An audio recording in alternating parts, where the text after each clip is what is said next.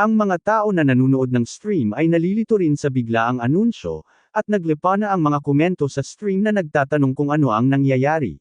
Ang estatwa sa likod niya ay ang estatwa ng kambal na espada na nagpapatunay na nasa penthouse siya ng Sword Palace. Ngayon na maayos nang nagsimula ang stream, sinabi ni Jihan kay Sea na umatras. Pagkatapos, nag-channel siya ng kapangyarihan sa kanyang paa at tumapak sa lupa, nabasag ang sahig sa ilalim niya at nagdulot ng pagkabasag ng haligi sa ilalim ng estatwa ng kambal na espada. Pagkatapos, ginamit niya ang kanyang kamao upang basagin ang estatwa, na nagulat sa lahat ng nanunood ng stream at nagdulot ng pagdagsa ng libu-libong manunood sa stream. Ngayon na siya ay gumawa ng malaking ingay at nagdulot ng interes sa maraming tao sa stream, oras na para talagang talakayin niya ang naturalisasyon ng Sword King, Yoon Se-jin sa Japan. Ang lugar kung saan siya nag-stream ngayon ay tinatawag na BattleTube, at ito ay isang streaming system ng Battle.net at isang platform na may walang cap-oras na bahagi ng merkado. Dahil bahagi ito ng Battle.net, makakakuha rin si Jihan ng mga misyon na konektado sa BattleTube, na kinabibilangan ng pagkuha ng tiyak na bilang ng mga manunood, subscriber, at views. Dahil dito, mayroon siyang isa pang paraan upang makakuha ng achievement points sa pamamagitan ng pagpasikat sa platform, at ang pagwasak sa estatwa ng kambal na espada ay tiyak na isang paraan upang magpasikat online. Para kay Sung Ji-han, wala nang mas magandang pagkakataon ngayon para makuha ang lahat ng gantimpala. Habang patuloy na dama-dami ang mga manunood, patuloy rin siyang nakakakuha ng mga achievement points mula sa iba't ibang milestones na kanyang nalalampasan. Samantala, naguguluhan pa rin ang mga tao na naglakas loob siyang sirain ang napakahalagang estatwa, at gaya ng inaasahan, dama-dami ang mga hindi gusto. Mayroon ding ilang mga komento na may parehong larawan ng profile na may itim na logo na may magkambal na espada. Ang mga taong ito ay ang pamilya ng Sword King, at sa simpleng pag-iisip pa lang sa kanila ay nanginginig na sa galit ang mata ni Jihan. Ang baliw na fanatic fan club ni Yoon Se-jin ang nagdala kay Sea sa kanyang kamatayan sa kanyang nakaraang buhay. Bagaman sila ang mga taong pinakamalaking sumusuporta sa Sword King, patuloy na lumalaki ang kanilang galit nang lumipat siya sa Japan. At sa kalaunan, ang mga damdaming iyon ay nagsimulang magtungo kay Yoon Se-jin na tanging kamag-anak na dugo, si Yoon Sea. Ang kanilang mga nakasisilaw na salita at galit ay hindi kailanman nabigo na umabot kay Sea kahit gaano pa siya kalayo tumakbo, at sa huli, nawalan siya ng buhay dahil sa kanilang mga walang saysay na gawain. Dahil kailangan nila ng masisisi at pag-alitang tao, tinarget nila ang kanyang inosenteng pamangkin, pero sa pagkakataong ito, hindi niya hahayaang mangyari iyon. Kung kailangan nila ng isang tao na pagbuhatan ng daliri, handa si Jihan na maging target na yon. Nilinisan ni RMC ang kanyang lalamunan at sinabi sa lahat na makinig ng mabuti, pagkatapos ay sinuntok ang patuloy na bumabagsak na estatwa upang matiyak na lahat ng mata ay nakatuon pa rin sa kanya. Pagkatapos, nilinaw niya na hindi na babalik si Ido Ryuhei, ang kanilang dating hari ng espada. Habang nagpapatuloy siya sa kanyang anunsyo, nagsisimula nang makilala siya ng mga tao mula sa kanyang mga nakaraang tagumpay, partikular ang bronze tutorial kung saan nagkaroon siya ng malaking epekto sa pagkuha ng unang pwesto sa kabila ng mga hadlang. Pero ang katotohanan na siya pa rin ay tanso ay tiyak na nakakasira sa kanyang pagkakataon na kumilos bilang isang awtoridad. Hindi pinansin ni Jihan ang kanilang pag-uusap at pagkatapos ay ipinakita ang hindi mapapabulaan ng ebidensya sa kamera, inilapit ang kanyang telepono sa mikropono upang patugtugin ang isang recording. Ang recording na ito ay mula sa isang tawag sa pagitan ni Ryuhei at Sea matapos magpas siya ang Sword King na mag-naturalize bilang Hapon. Sa tawag, malinaw na inihayag ni Ryuhei na ang dahilan kung bakit siya umaalis sa Korea ay dahil nakakita siya ng taong mahal niya. Aminado siyang umaalis siya ng bansa para sa kanya, at iniwan pa niya ang kanyang nag-iisang anak na babae nang walang pag-aalinlangan. Ito ay isang kondisyon na ibinigay ng kanyang bagong pag-ibig upang siya ay matanggap. Ngayon na naiparating na ang mensahe, tinapos ni Jihan ang recording. Ang mga tao ay napapabayaan sa kanilang mga salita, ngunit karamihan ay hindi kumbinsido. Sa puntong ito, parang tsismis na lang ito sa kalye, at hindi konkretong ebidensya na umalis na ang kanilang Sword King. Upang lalo pang patunayan ang punto, si Sea mismo ang humarap sa kamera upang ipagpatuloy ang anunsyo. Inanunsyo niya na sinabi ng kanyang ama na ipapasa niya ang Sword Palace sa kanya, ngunit ayaw niyang tanggapin ang mana ng isang taong tinalikuran ang kanyang bansa at pamilya. Dahil dito, plano niyang ihandog sa bansa ang Sword Palace, umaasang magiging malaking suporta ito para sa pag-unlad ng mga batang manlalaro sa Korea. Habang nagpapatuloy siya sa kanyang anunsyo, ngumiti si Jihan habang maganda ang pagkakasunod-sunod ng kanyang mga plano. Kalahating oras na ang nakalipas, sinabi niya kay Sea na gusto niyang ipamigay nila ang bahay. Tulad ng lahat ng iba, nalito siya na magmungkahi siya ng ganitong bagay. Bakit naman niya gustong ipamigay ang lahat ng meron sila? Hindi niya masabi sa kanya ang tunay na dahilan, at hindi niya alam kung kaya ba niyang lubos na kumbansihin siya kung susubukan niya.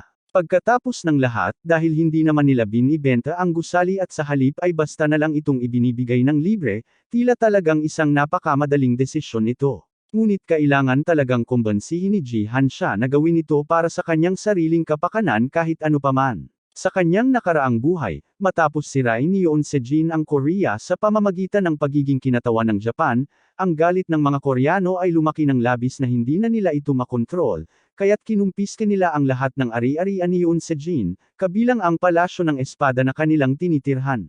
Wala nang mapuntahan si Sea at hindi niya nakayanan ang lahat ng panliligalig at banta mula sa pamilya ng Sword King. Sa huli ng lahat, nagpakamatay siya.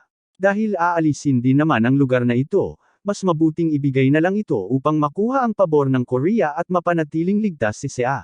Para kay Sea, isa lang siyang tamad na tiyuhin na nag-iinuman buong araw sa bahay, at tiyak na hindi niya maaring sabihin sa kanya na galing siya sa hinaharap, pero kailangan niyang makahanap ng paraan para kumbansihin siya. Sa hindi inaasahang pagkakataon, habang iniisip pa rin niya kung paano niya siya mapapayag sa kanyang ideya, hindi inaasahang pumayag siya sa kanyang plano. Kailangan niyang maglaan ng sandali para siguraduhin kung talagang okay siya dito, dahil kahit sa kanya, ang biglaang hiling na ito ay walang katuturan. Ang dahilan kung bakit nagpasya siyang magtiwala sa kanya ay dahil hindi siya ganong klaseng tao na magmumungkahi ng ganitong bagay nang walang magandang dahilan. Mas mahalaga, matagal nang hindi nakita ni Sea ang kumpiyansang bahagi na ito niya, kaya nagpasya siyang magtiwala sa kanyang paghatol. Dahil sa kanyang kahangahangang determinasyon, nagawa niyang gawing realidad ang sitwasyong ito. Iyon ay hindi nangangahulugang wala ng mga problema sa hinaharap. Ang pamilya ng Sword King ay patuloy na nagagalit, at partikular nilang tinatawag na sinungaling at manloloko si Jihan. Iyon mismo ang gusto niya mula sa kanila. Gusto niyang patuloy silang magbato ng mga insulto sa kanya at iwasan ang makialam kay Sea ng tuluyan. Pero hindi pa rin ito sapat para matapos ang trabaho. Para masiguro na lahat ay perpekto, kailangan niyang magpako ng isang huling pako sa kabaong. Bumalik siya sa harap ng kamera at tinawag si Yoon Se-jin ng partikular. Sinabi niya sa kanila na ang dahilan na ibinigay ng Sword King sa pag-alis niya ay dahil sa isang babae. Pero ang totoo ay isa na siyang has-been. Si Sea ay tanging makapanood na lamang dahil tiyak na hindi ito nakasulat sa script kanina, at hindi niya alam kung ano ang gagawin. Ang mga komentaryo ay nagsimulang magwala. May ilan na hindi makapaniwala na sasabihin niya ang ganitong bagay habang ang iba naman ay tanging natatawa na lamang sa kababaan ng kanyang pahayag. Patuloy na pinaprovoke ni Jihan siya, sinasabing ang tanging dahilan kung bakit umalis si Yoon Se-jin ay dahil alam niyang hindi siya magtatagumpay sa Korea. Kahit sina Gayong at Haeyeon ay hindi mapigilan ang kanilang pagsigaw sa mga sinasabi niya. Pagkatapos, tinapos ni Jihan ang usapan sa pagsasabing dapat ay mag-ingat si Yoon Se-jin sa Japan dahil magkikita sila sa lalong madaling panahon at doon niya ito babagsakan. Nagtapos ang stream pagkatapos noon, at pumasok silang dalawa sa bahay upang mag-refresh. Hinaharap ni Sea ang kanyang tiyuhin sa kaguluhang nagsimula online dahil sa kanyang mga pahayag. Parehong nagagalit ang Korea at Japan dahil sa sinabi niya, pero hindi nag-aalala si Jihan. Tiniyak niya sa kanya na walang mangyayari, at dapat lang na huwag pansinin ni Se ang lahat ng publicity na dulot nito para hindi siya mag-alala ng walang dahilan. Dahil sa kanyang mga kamakailang kilos, hindi maiwasan ni Sea na mapansin na parang may kakaiba sa kanyang tiyuhin. Parang nagbago siya ng ibang tao sa isang gabi, pero hindi nakakagulat na ganito ang nararamdaman niya. Sa wakas, walang paraan na siya ay kikilos ng normal pagkatapos mamatay at bumalik sa nakaraan. Tinanong niya siya kung ang lahat ba ng nakita niya sa kanya ay isang tamad na umiinom buong araw, at sinubukan ni Sea na bawiin ang kanyang mga salita, kahit na totoo naman na ganun niya siya nakita noon. Habang nag-uusap sila, tumunog ang doorbell, at alam na ni Jihan kung sino iyon, pero hindi niya inaasahan na darating sila ng maaga.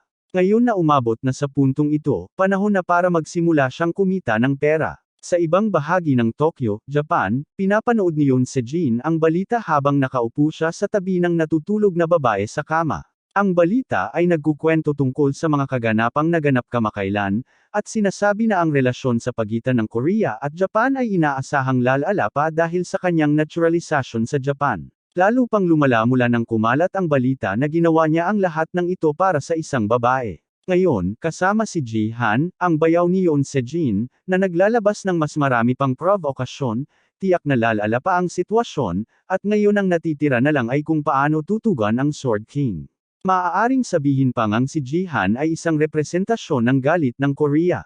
Tumayo ang babae mula sa kama, at pinatay ni Se-jin ang broadcast, natatakot na baka naalimpungatan siya, pero siniguro niya na hindi na siya kailangang matulog. Mas nag-aalala siya para sa kanya at sa mga pagsubok na kanyang pagdadaanan sa hinaharap, pero pinigilan siya ni Ryuhei at sinabi na huwag na siyang tawaging Se-jin. Kinuha na niya ang pangalan niya, at yun ang gusto niyang tawagin mula ngayon. Ang babaeng ito, si Shizuru, ay kumakapit sa kanya at sinisiguro sa kanya na siya pa rin si Yoon Se-jin, ang number 1 na manlalaro ng Korea, at hindi nagbago ang katotohanan iyon. Ngunit may kakaibang kapangyarihan ang kanyang mga salita, at mukhang ang mga sinasabi niya sa kanya ay may mas mabigat na kakayahan kaysa sa pagiging simpleng mga salita lamang. Pagkatapos ay hinayla niya siya palapit, at naghalikan silang dalawa habang pinapaalala niya sa kanya na siya ang kanyang Yoon Se-jin. Balik sa ating bida, binuksan niya ang pinto at nasa labas ang lalaking inaasahan niya.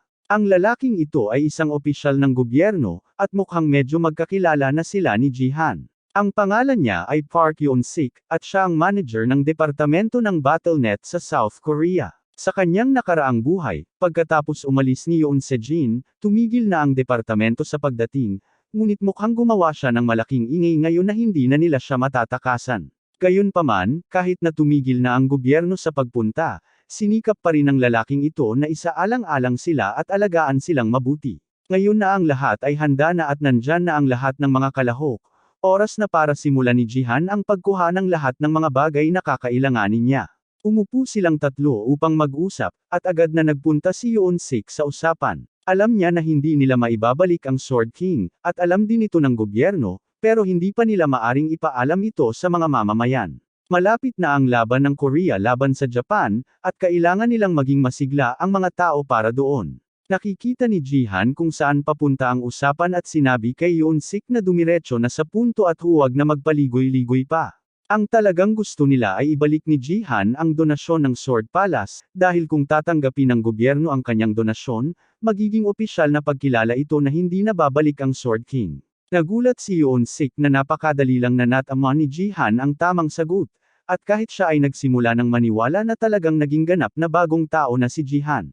Ang Ji-han noon ay isang walang trabaho, lasenggo na adik sa sugal. Pagtakpan ang kanyang pagkabigla, kinumpirma ni Yoon-sik ang sinabi ni Ji-han, ngunit sinabi niya na hindi pa nila lubos na isinusuko ang pagbabalik ng Sword King. Kaya sa halip na tuluyang ibigay ito, nais ng gobyerno na magmungkahi ng magkasanib na pamamahala.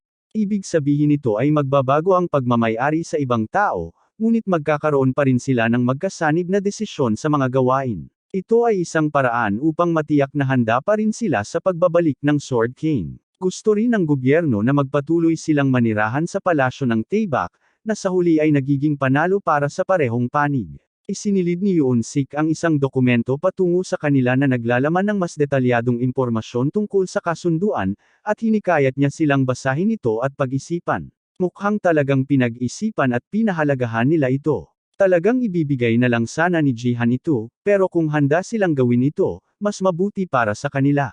Gayunpaman, kapalit nito, may isang pabor na nais hilingin ni Ji-han. Lumipas ang panahon pagkatapos ng pangyayaring iyon, at isa na namang laban ang malapit ng magsimula.